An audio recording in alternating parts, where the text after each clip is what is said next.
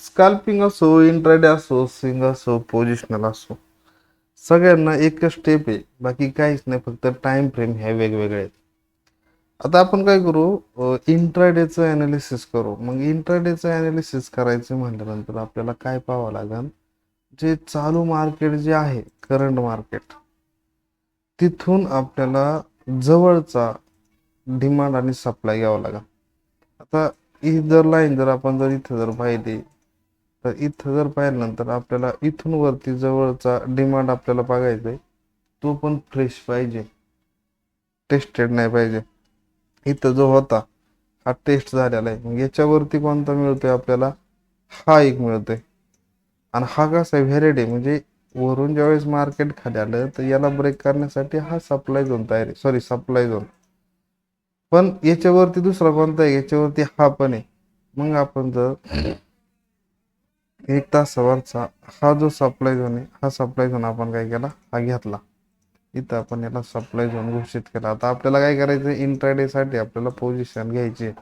बरं, current market पासून जवळचा फ्रेश हाचे, मग आपण काय केलं, इथं हा डिमांड घेतला.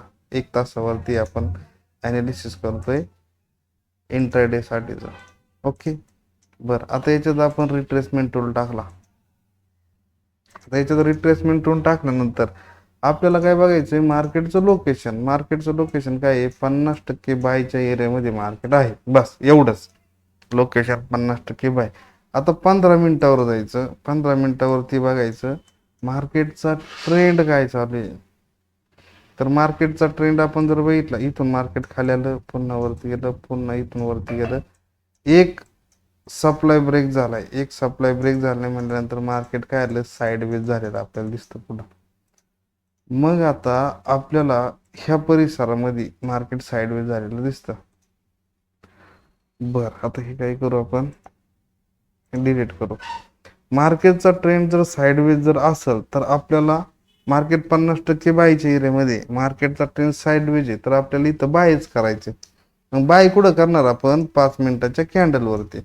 मग आता इथं 5 मिनिटाच्या कॅन्डलवरती जर बघितलं तर आपल्याला इथं काय दिसतोय, इथं आपल्याला एक डिमांड तयार होताना दिसतोय. तो पण कुठं झालेला आहे, जो 15 मिनिटावर जे मार्केट साईडवेज झालेलं आहे. साईडवेज म्हणजे कसं झालं, ह्या परिसरातच मार्केट फिरत चाललंय, वर जाईन खाली येईन, बरोबर, असं इथं. म्हणजे ह्या एरियामध्ये मार्केट साईडवेज झालेलं आपल्याला दिसतं. असं साईडवेज मार्केट असलं, मार्केट साईडवेज आहे आणि मार्केटचं लोकेशन 50% बायचं आहे, तर आपल्याला ह्या परिसरामध्ये बायचीच भूमिका घ्यायची.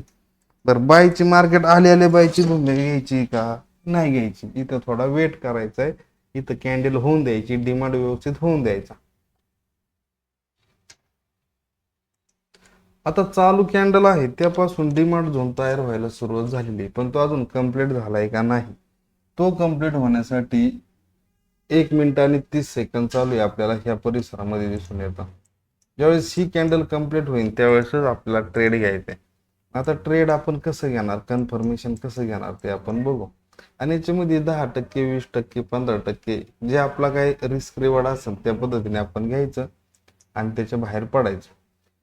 तर आता ही बघू आपण कुठं कंप्लीट होती त्याच्यावरती. आणि याचं रिस्क मॅनेजमेंट करण्यासाठी आपण 1 मिनिटावर सुद्धा ट्रेड घेऊ शकतो. आता 1 मिनिटावरून जर बघितलं तर अशी जर हे केलं तर मार्केटने काय केलंय, हा रेजिस्टन्स आहे मार्केटने ब्रेक केलेला आपल्याला दिसून येतो. मग ज्यावेळेस मार्केट आता 1 मिनिटावर आलो, आपण 1 मिनिटावर आलो, वरून रेजिस्टन्स टाकला आणि मार्केट असं वर जाताना आपल्याला दिसतंय. परंतु आपल्याला 5 मिनिटावरती मार्केटचं कन्फर्मेशन घ्यायचंय, पण रिस्क कमी करण्यासाठी आपण काय केलेलं आहे, 5 मिनिटावरती आलेलो आहे. मग 5 मिनिट सॉरी 1 मिनिटावरती आपल्याला जावं लागेल रिस्क कमी करण्यासाठी. बरं, आता इथून जर बघितलं हा रेजिस्टन्स ब्रेक झालाय, हा ब्रेक करण्यासाठी जवळचा डिमांड कोणता आहे, हाय, म्हणजे मार्केट इथं येऊ शकतं किंवा पुन्हा इथं येऊ शकतं. मग 1 मिनिटावरती पुन्हा डिमांड जो होईल त्यावेळेसच आपण काय करणार, बायची भूमिका घेऊ शकतो. आता इथं जर बघितलं, आता बघू काय होतंय ते. 5 मिनिटाची कॅन्डल चालू झाली का दुसरी ती बघू आपण, नाही 2 सेकंदात चालू होणार आहे. मग आता इथं काय आलं, इथं सप्लाय झोन तयार होतोय. आता मार्केटला खरंच इथूनच वर जायचं असेल तर मार्केट काय करेल, आता हा सप्लाय झोन आपल्याला म्हणता येणार नाहीये, कारण की 50%चा जो एरिया आहे तो असा आहे, म्हणजे हा काही सप्लाय झोन होत नाही. जर ग्रीन कॅन्डल जर झाली तर ह्या ग्रीन कॅन्डलच्या वरती आपण बसू शकतो आणि आपला स्टॉप लॉस याच्या खालचा. आणि त्यावेळेस 5 मिनिटाचा जो डिमांड झालेला आहे मार्केट याला पण ब्रेक करतं. म्हणजे इथं जर बघितलं तर याच्यावरती मार्केट निघालं 5 मिनिटाच्या कॅन्डलने तर आपली एंट्री आहे आणि आपला स्टॉप लॉस हा असणार 5 मिनिटावरती. आणि 1 मिनिटावरती रिस्क कमी करण्यासाठी आपण जर बघितलं तर याच्यावरती मार्केट जर गेलं असं याच्यावरती, तर इथं आपली एंट्री आपला स्टॉप लॉस हा असणार आहे. पण एवढा कट टू कट नाही ठेवायचा, थोडा आपल्याला इथं ठेवायचा 1 मिनिटाच्या टाइम फ्रेमवरती. तर बघू आता 2 सेकंदामध्ये मार्केट काय करता येते. आता हा बुलिश कॅन्डल झालेली इथं, मग बुलिश कॅन्डल आपल्याला जर डोळ्याने दिसत नसली तर आपल्याला त्याला ती मोजावं लागेल. आता आपलं टार्गेट काय, याच्यावरती मार्केट निघालं का आपली एंट्री, म्हणजे ह्या परिसरात आपली एंट्री झालेली आहे. 1 मिनिटावरती रिस्क जर आपण बघितलं तर ही असणार आहे, परंतु याच्या जवळ जर ठेवलं तर मार्केट पासून पटकन वर जाऊ शकतं, म्हणजे आपला स्टॉप लॉस हिट करू शकतो. त्यामुळं आपल्याला ह्या परिसरामध्ये आपल्याला आपला स्टॉप लॉस ठेवायचे. मग आपण 5 मिनिटावरती किंवा 1 मिनिटावरती जरी ट्रेड घेतला तर एका तीनचं टार्गेट आपला असायला पाहिजे. तर आपण 5 मिनिटावर न ठेवू. आता आपली एंट्री झालेली ह्या परिसरामध्ये आणि एका तीनचं जे टार्गेट आहे, तीनचं जे टार्गेट ही आपली एंट्री आणि एका तीनचं टार्गेट आपलं हे आहे बरोबर. आता एकाच तीनचं टार्गेट आपण ठेवलेलं आहे आणि आपला स्टॉप लॉस आणि टार्गेट आपण फिक्स करणं गरजेचं आहे. याच्या खाली मार्केट आलं तर मी मार्केटच्या बाहेर, आणि याच्यावरती किंवा ह्या परिसरात गेलं तरी मार्केटच्या बाहेर. आता मी काय करतो, व्हिडिओ पुश करतो आणि त्यानंतर आपण कंटिन्यू पाहू पुढं. आता 1 मिनिटावरती आपण इथे एंट्री घेतलेली, कुठं ह्या परिसरात एंट्री घेतलेली, 1 मिनिटावर पकडला आणि आपला स्टॉप लॉस आहे. म्हणजे ही आपली एवढी रिस्क आहे याच्यावरती. आता 1 मिनिटाच्या टाइम फ्रेमवरती आपण जर बघितलं तर ह्या डिमांडवरती आपण ट्रेड घेतलेला आहे याच्यावरती, पण हा डिमांड आहे का आपण तो काही मोजलेला नाहीये. पण ठीक आहे, काय हरकत नाही, आपण इथं ट्रेड घेतलाय, आपण याच्या खाली इथं ठेवलं होतं ना. आता आपला हा स्टॉप लॉस हिट झाला, मान्य. बर, पण हा डिमांड आहे का हा आपल्याला मोजावं लागणार आहे. मग कसा याचा हाय पॉइंट, याची ओपनिंग आणि क्लोजिंग पासून असं जर मोजलं तर हा डिमांड होता. या डिमांडवरती आपण ट्रेड घेतला, आपण रिस्क आपण घेतली आणि त्याच्या आपण काय केलं, बाहेर पडलो आपला स्टॉप लॉस हिट झाल्यानंतर 1 मिनिटावरती. आणि 5 मिनिटाच्या हिशोबाने जर बघितला तर आपला तो काही स्टॉप लॉस हिट झालेला नाही, पण 1 मिनिटाचा आपला हिट झालेला आहे. बर, इथला हिट झाला. बर, इथं काय होते, इथं डिमांड होतं का ते आपण बघू. कारण वरून आलेला आहे सप्लाय, खालच्या बाजूने आलेला आहे हा डिमांड तयार झाला, तर म्हणजे सप्लायच्या विरोधात डिमांड जर तयार झाला तर मार्केट इथूनही वर जाऊ शकतं. असं पण एक त्याला सीपी असं म्हटलं जातं. ठीक आहे, बघू आपण काय होतंय ते. आता 5 मिनिटावरती तर आपण एंट्री घेतलेली आणि 1 मिनिटावरचा जो आहे इथला जो मार्केटने काय केलंय, ही छोटीची जी रिस्क होती एवढी इथून तर इथपर्यंतच आपला स्टॉप लॉस मार्केटने हिट केलेला आहे.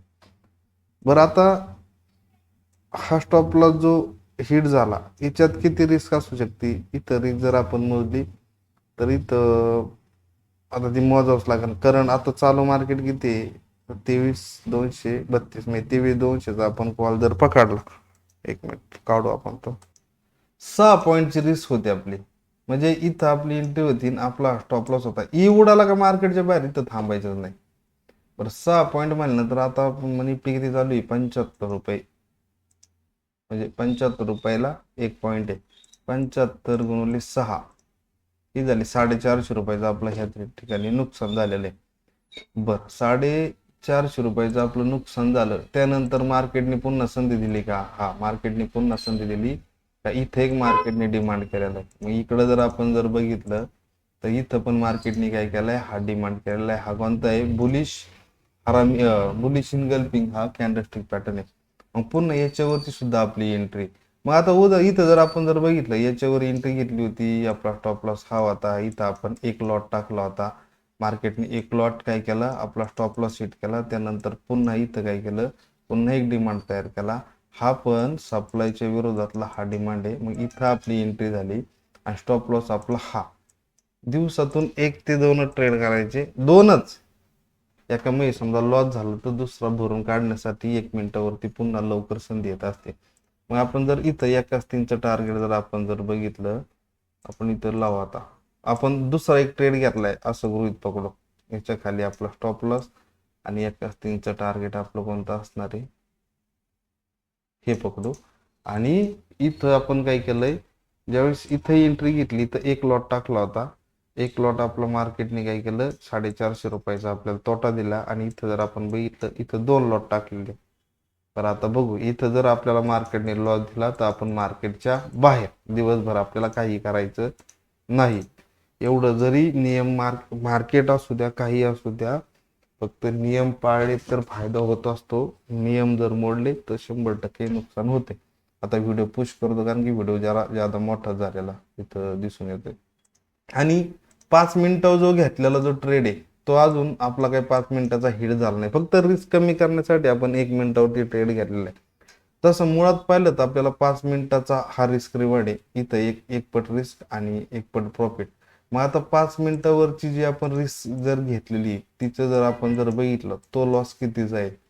मग आपली एंट्री कुठे आहे, हिथं एंट्री. मग आपण 5 मिनिटावर जर गेलो, 5 मिनिटाचं जर आपण जर चार्ट जर घेतला तर आपला स्टॉप लॉस हा आहे आणि आपली रिस्क आहे, याच्यावरती आपली एंट्री आहे.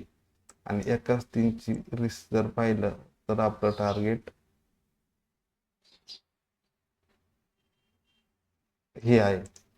मग एक तर टार्गेट नाही तर स्टॉप लॉस. आता इथं जर आपण जर आपली इथं 5 मिनिटावरती रिस्क जर आपण जर बघितली, किती रिस्क आहे, आपण एंट्री आहे 89.10 आणि याच्यातून वजा केलं तरी पण 73.80, म्हणजे 15 पॉईंटची रिस्क आहे. 15 गुणिले 75 म्हणजे 1100 रुपयाची रिस्क आहे आपली. मग एवढी परवडत असेल तर घ्यायचं, नाही तर मग सोडून द्यायचं, त्याच्यात काही घेतलंच पाहिजे असं काही का नाही.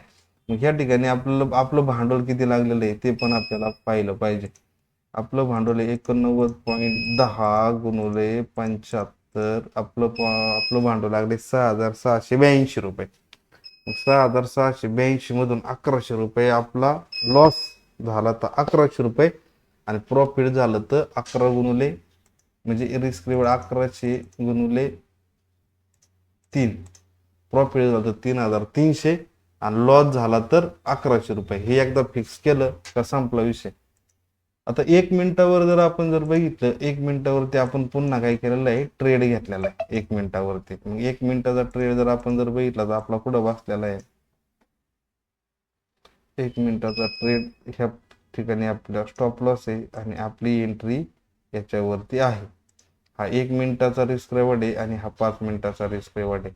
तर बघू काय हिट होते. आणि आता आपण दुसरा ट्रेड घेतलेला आहे असं गृहीत धरू, दोन्हीपैकी जे हिट होईल तिकडं मान्य असेल आणि यापुढं आजच्या दिवसात आपण ट्रेडिंग करणार नाही, खरेदी विक्री करणार नाही, काय असेल ते उद्या. आता इथं जर बघितलं तर आपण ट्रेड इथं घेतलेला आहे, ह्या परिसरात मार्केट वर गेलंय, पुन्हा इथं आलंय, पुन्हा वर गेलं, पुन्हा इथं आलं, पुन्हा वर गेलं, पुन्हा इथं आलं. इथं भीती निर्माण होती या परिसरामध्ये. आणि मग माणूस काय करतो, इथं एकदा समजा उदाहरणार्थ ट्रेड घेतला, बाबा इथं आलंय, आता वर गेलंय, मग माणूस काय करतो, एक तर इथं ट्रेड काढून टाकतो ह्या परिसरात, किंवा पुन्हा मार्केट जर आलं तर भीतीपोटी तो ट्रेड काढून टाकत असतो. एक तर आपला स्टॉप लॉस हिट होऊन देत नाही किंवा टार्गेट घेऊन देत नाही. ह्या कारणावरून मी आमच्या सरांनी ज्यांच्याकडून मी ह्या ट्रेडिंगच्या बाबतीत शिक्षण घेतलं, त्यांनी एवढ्या शिव्या घातल्या होत्या मला. मी ग्रुपवरती बऱ्याच जणांना त्याची एक क्लिप टाकली होती, ऐकवली होती.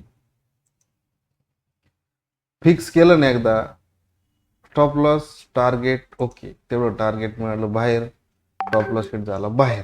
पण हिटच होऊन द्यायचा. लॉस तयार केली ना तुम्ही, मला आता हा लॉसच घ्यायचा आहे तर लॉस घेऊनच बाहेर पडायचं, मध्ये बाहेर पडायचं नाही. आता आपण जर बघितलं तर इथपर्यंत मार्केट तर काही गेलेलं नाहीये, पण इकडं जर पाहिलं तर आपलं जवळपास टार्गेट कम्प्लीट झालेलं आहे. एक तर मग इथपर्यंत थांबलं तरी चालन, रिस्क मात्र एवढीच आहे. आता एक्झिटचं किंवा बटन दाबा. एक्झिट घेतलं पाहिजे आपण या हा. परिसरात. जास्त लालूच करणं काय कामाचं नाही. पण तरी देखील आपण या पॉइंट पर्यंत थांबू शकतो. आता ज्याच्या त्याच्या मेंटलीचा विषय. मी तर थांबणार आहे. एक तर हा लॉस किंवा हा प्रॉफिट आणि आपली एंट्री इथे एकाच तीनचं टार्गेट अजून काही कम्प्लीट झालेलं नाहीये, पण होणारच किंवा होणार नाही हे आता आपण फिक्स केलंय ना. एक तर इथं येऊ द्या किंवा इथे येऊ द्या. आता या ठिकाणी थांबतो, बराच वेळ झाला.